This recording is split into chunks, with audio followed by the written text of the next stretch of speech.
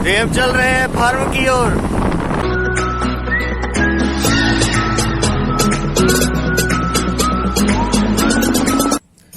पहले तो कृष्ण जन्माष्टमी की आपको ढेर सारी शुभकामनाएं।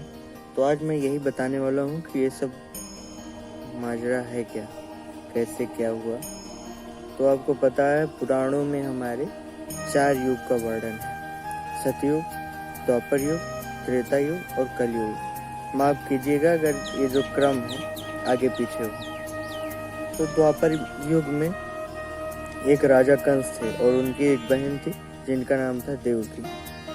तो राजा कंस अपनी बहन की शादी जब अपनी बहन का विवाह कर रहे थे, यानी देवकी का विवाह वासुदेव जी से हो रहा था। तो जब वो रथ लेकर आगे बढ़े तो अचानक आकाशवाणी हुई और आकाशवाणी में ये कहा गया कि हे कंस दुराचारी, तुम्हारा वध देवकी के 8वें पुत्र से होगा। अब यह सुनते ही राजा कंस जो है परेशान हो गया। उसे यह डर सताने लगा कि इस तरह तो मैं मारा जाऊंगा, और अपने इस डर के चलते उसने देवकी और वासुदेव को कारागार में बंद कर दिया। और जब भी उनके पुत्र होता तो राजा कंस वहां पहुंच के उनका वध कर देते। अब बारी आई 8वें पुत्र की। जब 8वां पुत्र हुआ तब तो ये याद आया कि उनके एक मित्र हैं जो कि नंद जी और उनकी पत्नी यशोदा। तीनों ने सोचा क्यों ना हम इन्हें वहां पहुंचाते हैं किसी तरह, तो इनकी जान बच जाएगी।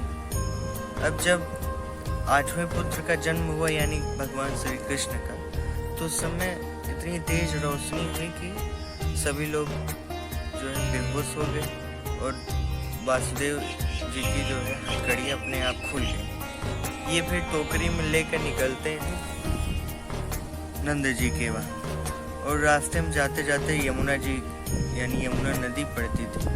तो यमुना जी का जल स्तर अचानक बढ़ने लगता है जब ये जल जो है पार करना चाहते हैं, मतलब इस तरफ से उस तरफ जाना चाहते हैं। दरअसल बात यह थी कि यमुना जी भगवान के चरणों को स्पर्श करना चाहती थी। और जब ये वहां पहुंचते हैं तो उसी दिन नंद के यहाँ एक पुत्री का जन्म हुआ होता है।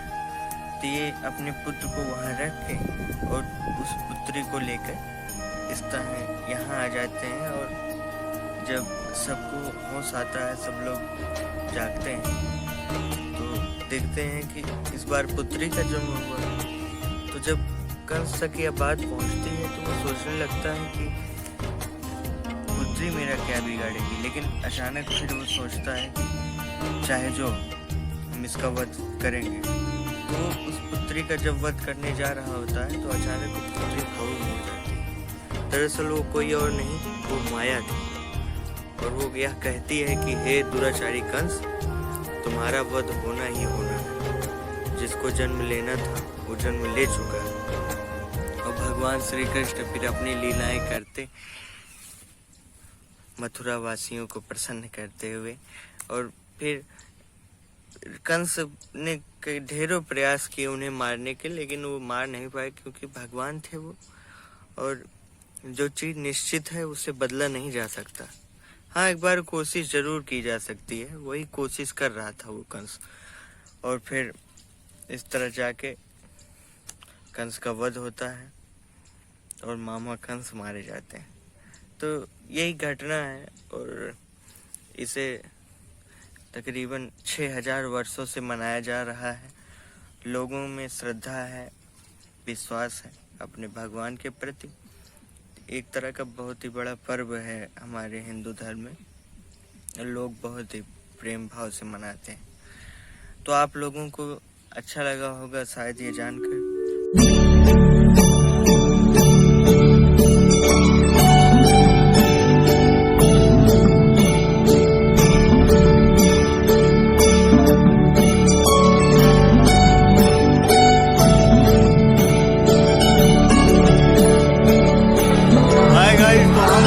आ चुके हैं स्वामी परमहंस महाराज के यहाँ दर्शन करने, क्योंकि आज जन्माष्टमी है तो इसलिए आए हुए हैं। देखते हैं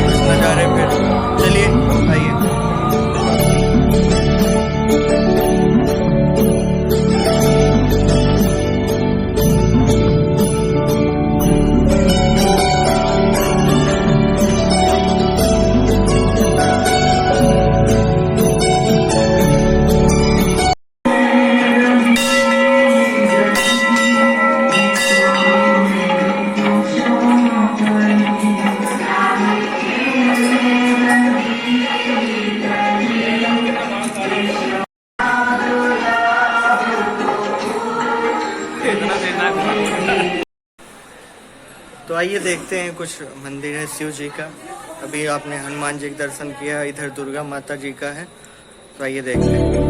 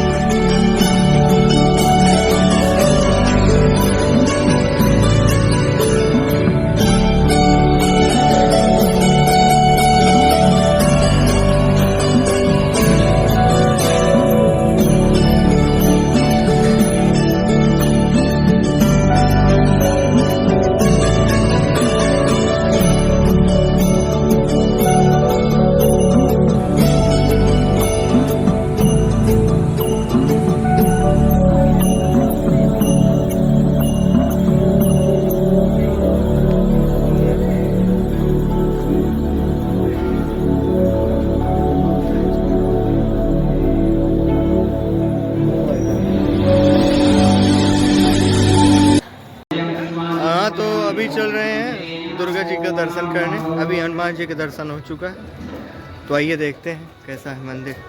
पसीना बहुत हो रहा है क्योंकि आज गर्मी बहुत है, बारिश काफ़ी दिनों से हुई नहीं है। तो आइए दर्शन करते हैं फिर। तो ये हमारे ज्ञानू भाई सबसे आगे बढ़ते हुए, परचम लहराते हुए।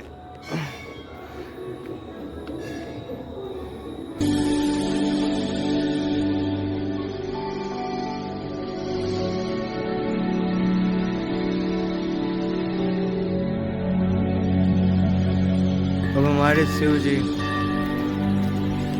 जिनके बिना ये सृष्टि अधूरी है, इन्हीं के आशीर्वाद से दुनिया चलती है। इस क्षण भर में दुनिया नष्ट कर सकते हैं। इन्होंने विश्व के कल्याण के लिए विश्व को जो है अपने गले में निवास करा दिया। ऐसे हैं हमारे शिव जी।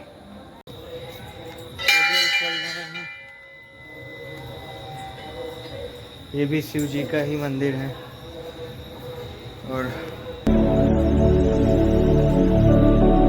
यहाँ पे गणेश जी की मूर्ति है, ब्रह्मा जी की, लक्ष्मी।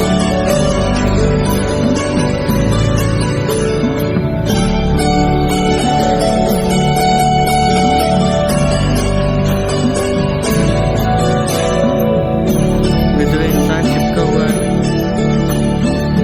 ये है क्या?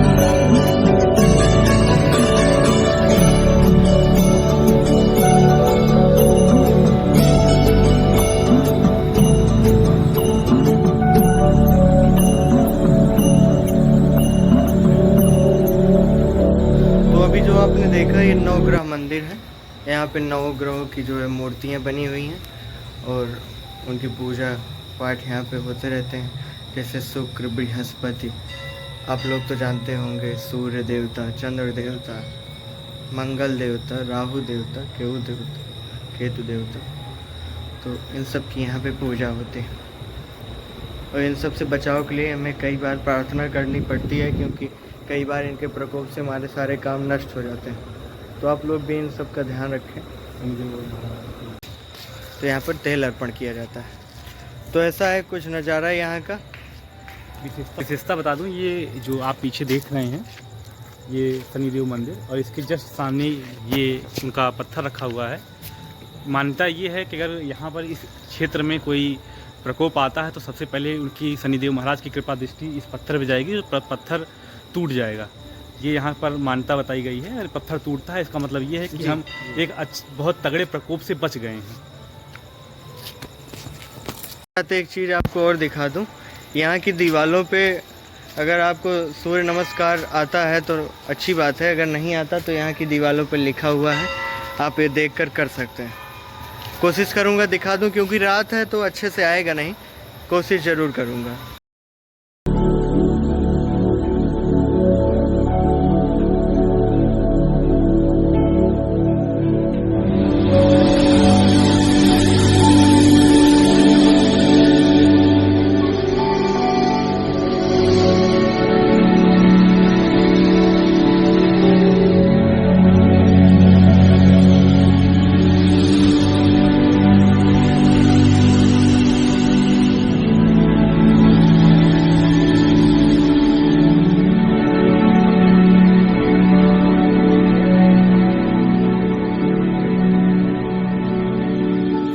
ये अभी एंड होता है।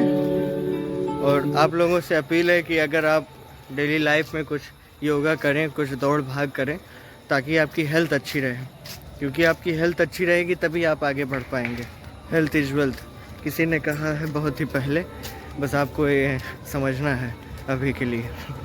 ठीक है, तो वीडियो देखिएगा, अगर आपको पसंद आए तो लाइक, सब्सक्राइब और शेयर ज़रूर करिएगा। तो अभी हम चलते हैं घर के लिए, क्योंकि रात भी हो चुकी है और मंदिर का हमने आपको दर्शन करा दिया। एक खुशखबरी है कि बारिश होने वाली है, भगवान ने हमारी सुन ली। बारिश बहुत ज़रूरी थी खेती के लिए, तो हो जाए तो बहुत बढ़िया है। अंधेरा बहुत है, सॉरी। हाँ, चलिए फिर मिलते हैं अगले ब्लॉग में।